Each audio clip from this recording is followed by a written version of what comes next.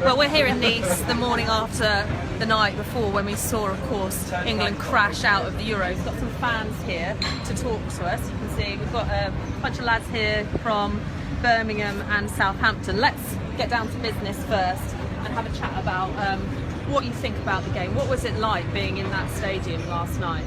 The actual game, the stadium itself and the fans was fantastic, but the actual team and the football match itself was so disappointing. It was absolutely shocking.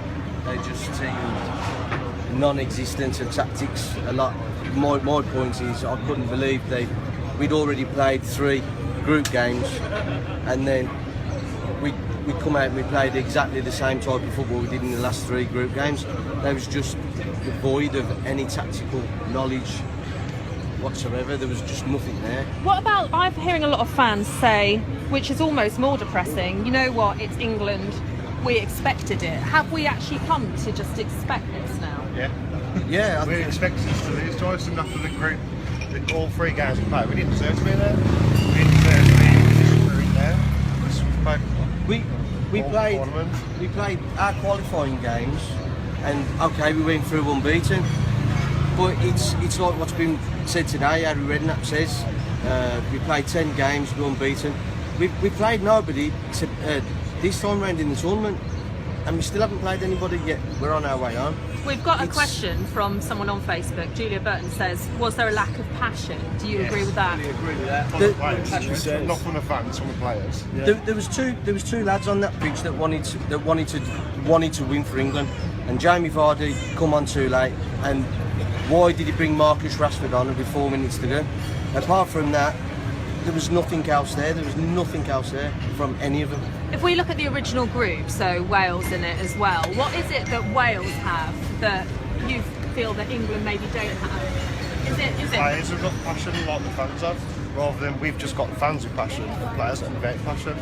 Is it talent? Like Hodgson was saying when he left, he said this is a young, hungry, talented team. Would you say that's true? No, I disagree. I agree. I think if we have the right people put in place and we have the right coaching staff put in place, then yeah, I think this could be one of the best England teams we've had in a long time.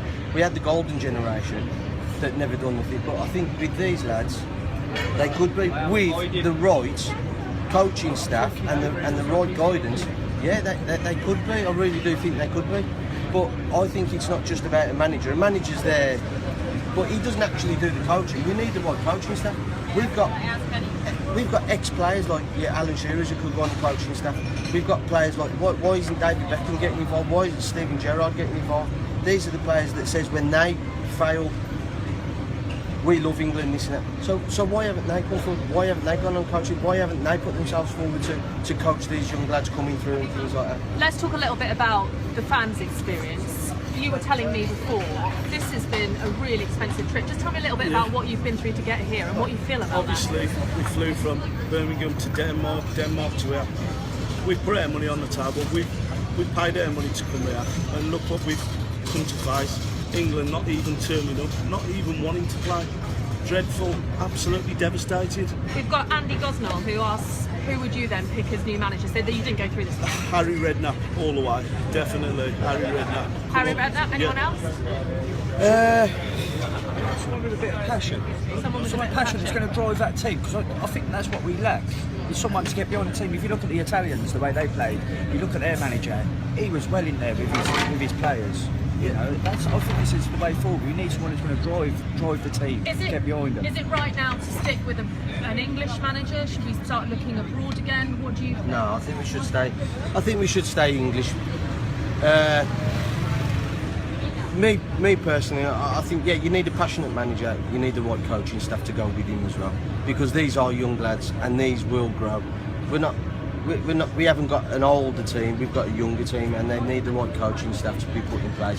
And they do need a passionate manager. And I would like to see Harry Redknapp, but I think Harry Redknapp, in the FA's eyes, is too much like a Brian Clough, and I don't think they'd install him. Dave Triggs said, wrong tactics, too much reliance on Rooney. What's your point on that? Yeah, great. Yeah, too many long balls, we overshot the ball. Then crosses coming in every time straight out. Straight to their defenders. You know, they never landed on one of our players' heads. You know, and there was no drive about us. You know, just one of them. Wayne Rooney's not a natural centre midfield player. We got the option of taking Danny Drinkwater, who played midfield for Leicester, had just won the Premier League. We left him at home. Eric Dyer went off. We brought Jack Wilshere in.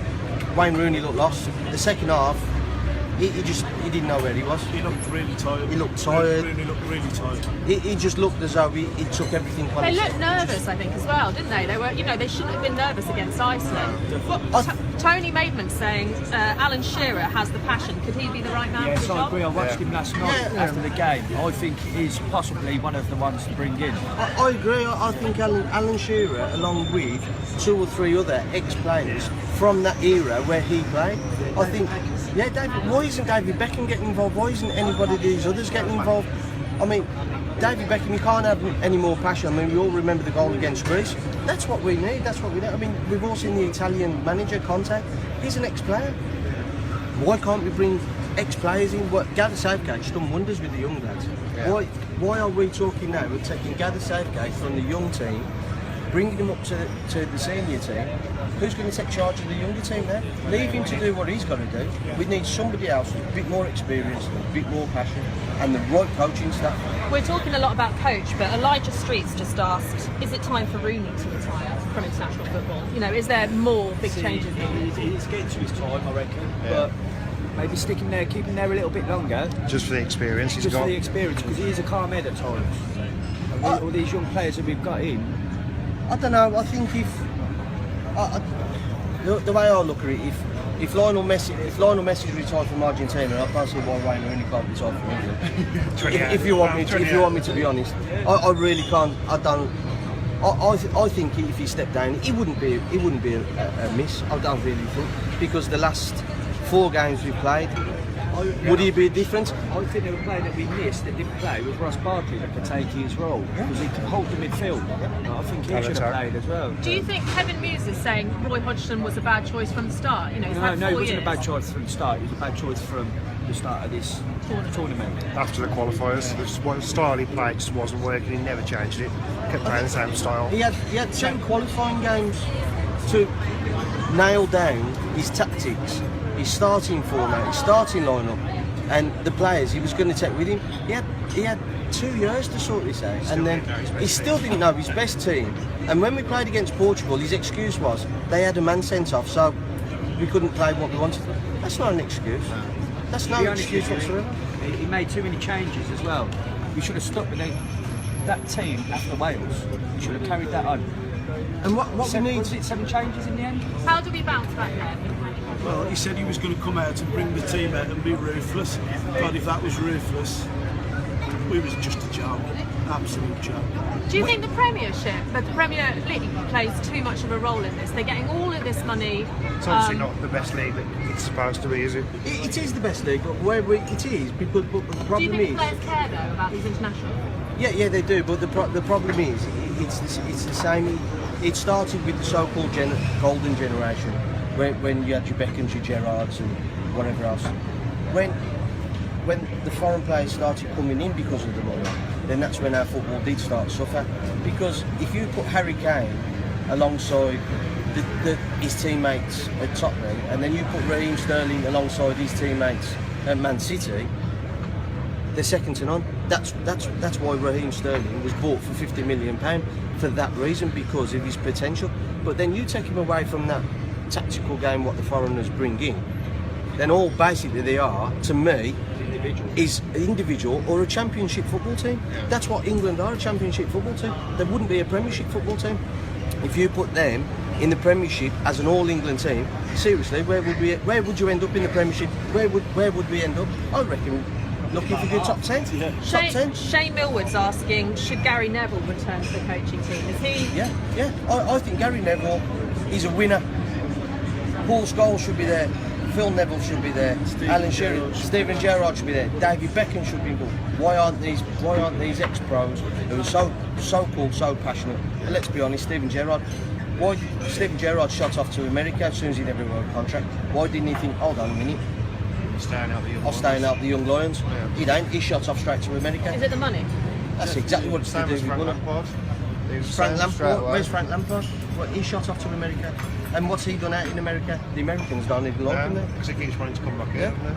And like it's clear from all the fans we've spoken to, there's a huge amount of national pride within the fan base. Do you think the team players share your national pride? No. Like I said, there was 2 players on there last night who,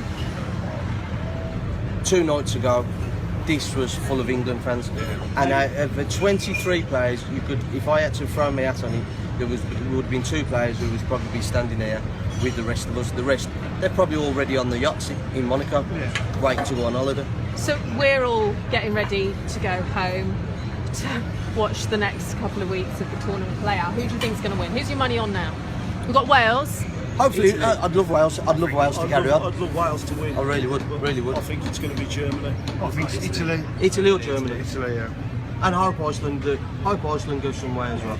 Because their fans and the people, they were fantastic. Yeah. They were brilliant fans. Thank you guys. We can see a lot of disappointment here. The FA is expected to meet later, but many of these fans aren't going to get the apology or the scores that they were hoping for.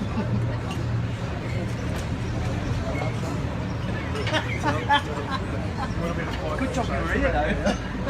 Yeah, you